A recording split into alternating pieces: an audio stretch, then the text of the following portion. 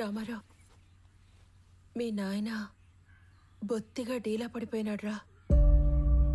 ఎక్కడ కూర్చుంటే ఆడ్నే ఏదో ఆలోచనలోకి పోతుండాడు. ఆయన ఒక్కడే కాదు, ఈ పిచ్చి పిల్ల కూడా. నీకేమీ చెప్పలేక, చెప్పకుండా ఉండలేక అక్కడ అమ్మ నాన్నల దగ్గర ఏడుస్తా, ఏడకొచ్చి నవ్వుతూ తిరగలేక సతమతమైపోతా ఉండదు పాపం. నువ్వే ఏదో ఒకటి చేసి మమ్మల్ని మామూలు మనుషుల్ని చెయ్యాలరా. మహాలక్ష్మి, సమస్య తేలిగ్గా ఉన్నప్పుడు నెత్తిన పెట్టుకోవటం, అది కొంచెం పెద్దదైనప్పుడు వదిలేయటం నాకు చేత కాదు. పోతా పోతా అనంత ఎన్నో ప్రశ్నలు వదిలిపెట్టిపోయినాడు. వాటన్నిటికీ సమాధానం వెతకాలిగా మహాలక్ష్మి.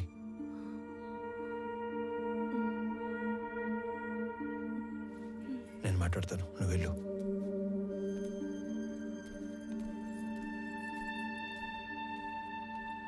నందిని,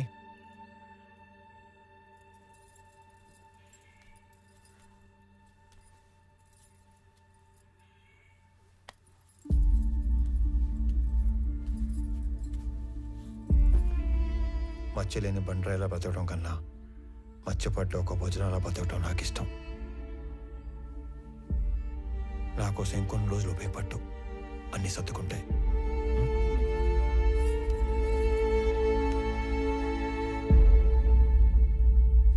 కూర్చో కూర్చో తల్లి. నమస్కారం.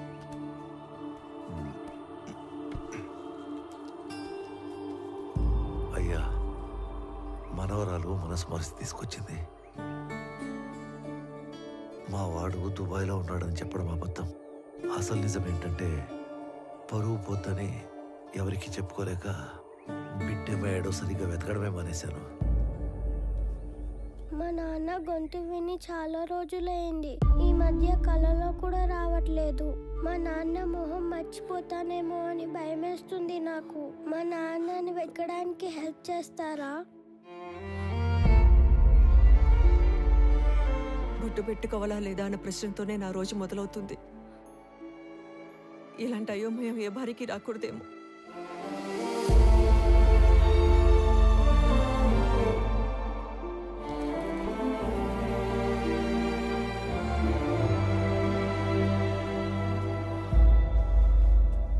నా కొడుకు వయసు ఉంటుంది నీకు. ఇవి చేతులు కాదు, కళ్ళు అనుకో. అయ్యో, తండ్రి లాంటి వారు, బాధపడకండి. బాధపడకుండా ఎట్టా ఉంటారా? నువ్వు చెప్పినప్పుడు ఆ బాధ ఎందో నాకు అర్థం కాలేదు. ఇప్పుడు అర్థం అవుతా ఉండాలి. ఇది వాళ్ళ ఇంటి సమస్య మాత్రమే కాదు, మన ఇంటి సమస్య కూడా. దీనికో ముగింపు మొదలుపెట్టు. ఎవరడ్డం వచ్చినా, చివరికి నేను అడ్డం వచ్చినా కూడా దీని అంతు తేల్చే వరకు వదలొద్దు.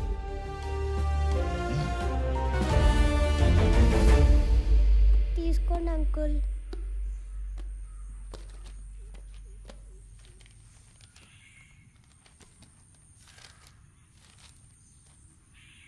ఈ లెక్కలేంటి తల్లి? రే, నేను నెంబర్ చెప్తా, నోట్ చేసుకో. 085923451. వాడి పేరు సురేష్. 3 తబలాలోళ్ళు, 6000 చొప్పున 3. ఈ అమౌంట్ రేపు ఇచ్చేద్దాం. అలాగే ఇద్దరు మనుషులకి 250 చొప్పున 3 రోజులు, అంటే 2 × 3 × 250. రిటర్న్ వచ్చాక బల్క్ 20,000 ఇస్తాను. ఇంకొక నెంబర్ చెప్తా, రాసుకో. 083223141. వాడి పేరు దివాకర్. 4 సిగరెట్ లోళ్ళు. ఖర్చులు ఇద్దరికి 300 చొప్పున 3 రోజులు. నీ మనిషి కాబట్టి 300 ఇస్తున్నాం. రిటర్న్ వచ్చాక బల్క్గా 30,000 ఇస్తా.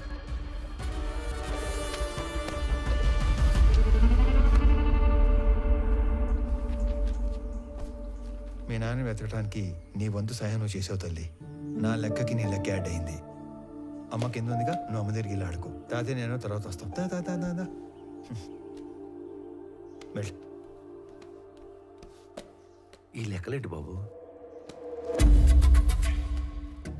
ఇదొక కోడ్ లాంగ్వేజ్. ఇలా ఉంటే తబలా, ఇది సిగరెట్,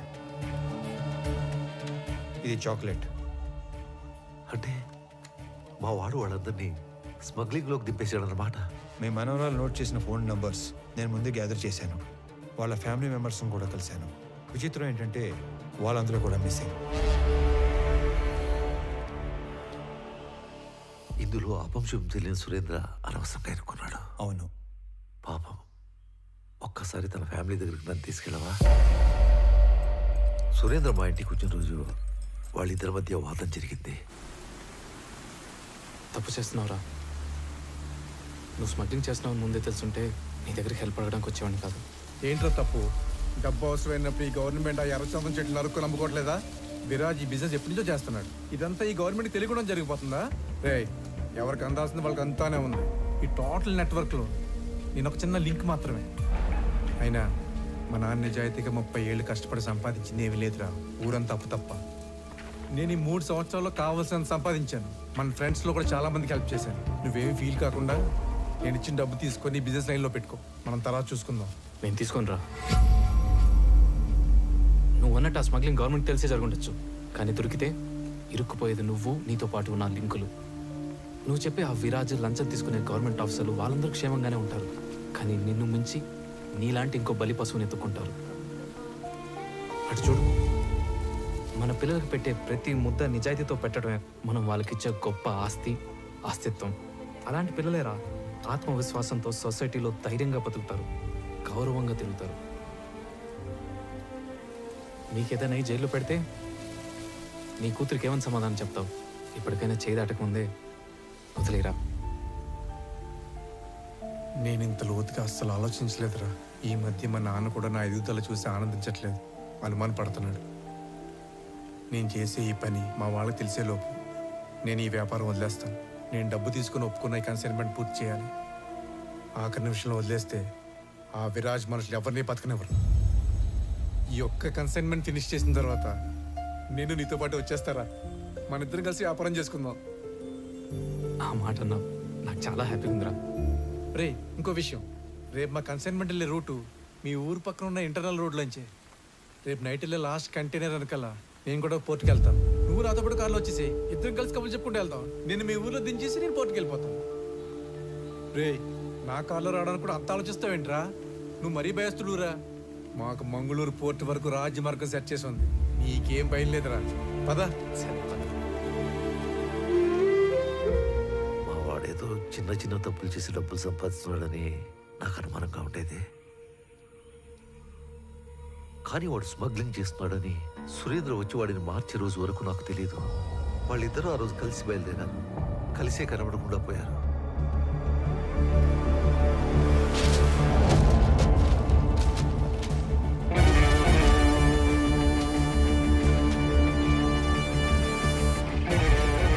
ఏంట్రా చెక్ పోస్ట్ ఎంట్రీలు తీసుకుని అర్జెంట్గా రమ్మన్నా? వర్మ ఫ్యామిలీ చెప్పిన దాన్ని బట్టి సురేంద్ర వర్మతో కలిసి వెళ్ళాడు. వాళ్ళిద్దరూ మిగతా 20 మంది మన సరౌండింగ్స్లోనే మాయమైనట్టు నాకు అనిపిస్తుందిరా. అరే, నువ్వు పీలర్లో 2 చేతులతో నోట్ చేసుకున్న అన్ని కంటైనర్లు మంగళూరు చేరుకున్నాయి. అన్ని చెక్ పోస్టులలో నేనే పర్సనల్గా ఎంట్రీస్ నోట్ చేశాను. అయినా సరే మన దూరదర్శన్ గంగాధర్ చెప్పిన ఏజెంట్ కూడా ఇంతమంది ఎలా మిస్ అయ్యారో క్లూ కూడా లేదని ఫోన్లో చెప్పాడు. అనంత్, ఏదో వెతుకుతున్న సిఐ మురళి, మిస్ అయిన సురేంద్ర, ఏంటో అంతా మన చుట్టూనే మన పక్కనే ఏదో జరిగినట్లు అనిపించట్లేదు? లేదురా, అన్ని సైడ్ల నుంచి ఈ మ్యాటర్ మంగళూరులో ఎండ్ అవుతుంది. నువ్వు మంగళూరు బయలుదేరినప్పుడు కూడా నేను ఆపడానికి అనంత్ అటాక్ చేశాడు. అంటే అక్కడ ఏదో జరుగుతుందనే కదా?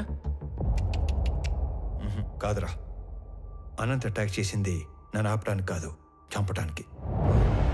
మంగళూరులో నాకేదో దొరికేస్తుందని కాదు, తిరిగి వచ్చాక వాడెక్కడ దొరికిపోతాడేమో అనే భయంతో.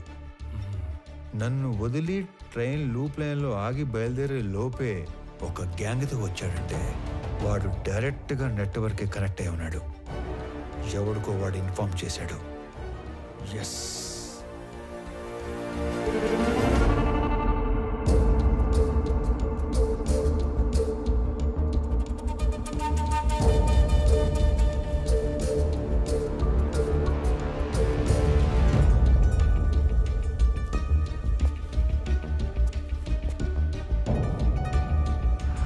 మంగళూరు వెళ్తున్నా. ఇంట్లో మాత్రం నేను హైదరాబాద్ వెళ్తానని చెప్పాలి, ఓకేనా? వెళ్ళు వెళ్ళు వెళ్ళు వెళ్ళు.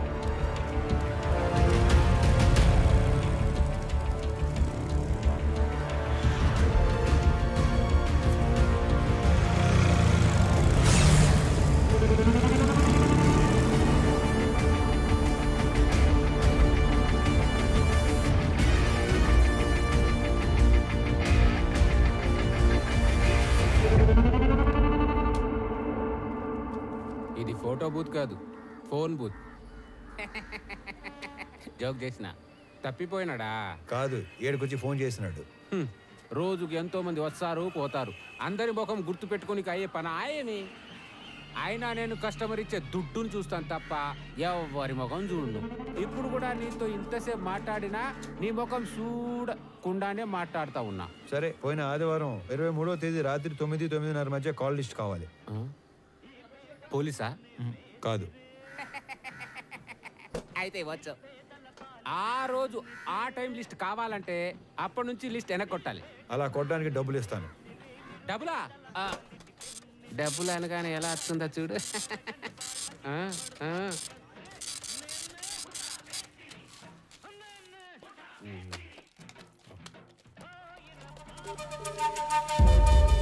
రే సలీం, రేపు ఉదయం కల్లా ఈ ఫోన్ నంబర్ల తాలూకు అడ్రస్లు కావాలి. నోట్ చేసుకో.